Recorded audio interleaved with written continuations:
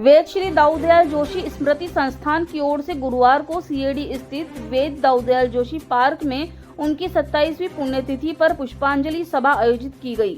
Lok Sabha speaker Om Birla ने भी स्वर्गीय दाऊदयाल जोशी को श्रद्धा सुमन अर्पित किए। इस दौरान आयोजित रक्तदान शिविर में 21 यूनिट रक्त संग्रह हुआ।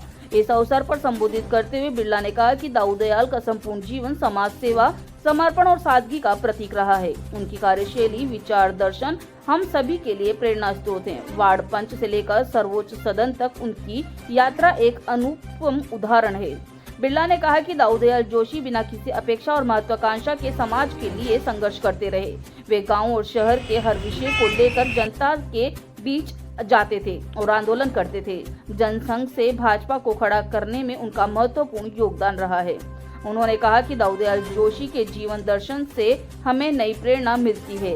हर कार्यकर्ता को उनके जीवन के बारे में पढ़ना चाहिए, उनसे जुड़ी हुई घटना और उनके संघर्षों के बारे में जानना चाहिए। उन्होंने कहा कि हाड़ौती में जनसंघ और भाजपा को खड़ा करने में जिन नेताओं का योगदान रहा, ऐसा लोगों को लेकर एक स्मारिका बनानी चाहिए। नए कार्यकर्ताओं को भी उनके क्षेत्र से कुछ अंश प्राप्त करने का प्रयास करना चाहिए। यहाँ पर आते हैं, हमें उनके जीवन दर्शन से नई प्रेरणा मिलती है। मैं सभी कार्यकर्ताओं से आग्रह करूंगा कि हर कार्यकर्ता को उनके जीवन के बारे में पढ़ना चाहिए, घटनाओं के बारे में पढ़ना चाहिए, उनके संघर्षों के बारे में पढ़ना चाहिए। और मुझे लगता है कि इसकी किताब भी बननी चाहिए। और उस किताब को महेश जी विजय साहब कहाँ गए? महेश जी इस किताब को बनाने के लिए, ऐसे वो दिल्ली रहते हैं, फ्री रहते हैं आजकल, वो बनाने का काम करे पूरी टीम को। और जो भी हमारी जनसंघ और जनसंघ से भारतीय जनता पार्टी के जिन नेताओं का इस हाड़ौती में योगदान रहा, उनके बारे में आने वाली पीढ़ी को जानकारी मिलती रहे, प्रेरणा मिलती रहे। और किस तरीके से उनके जीवन दर्शन से हम नई जो राजनीतिक कार्यकर्ता, सामाजिक कार्यकर्ताओं को उनके अनुकूल तो नहीं, लेकिन कोशिश करें कि उनके चरित्र के कुछ अंशों को तो प्राप्त करने का प्रयास करें। व्यक्तित्व से, जिनका व्यक्तित्व और कर्तृत्व आज भी सामाजिक राजनीतिक जीवन में काम करने वालों को प्रेरणा देता है।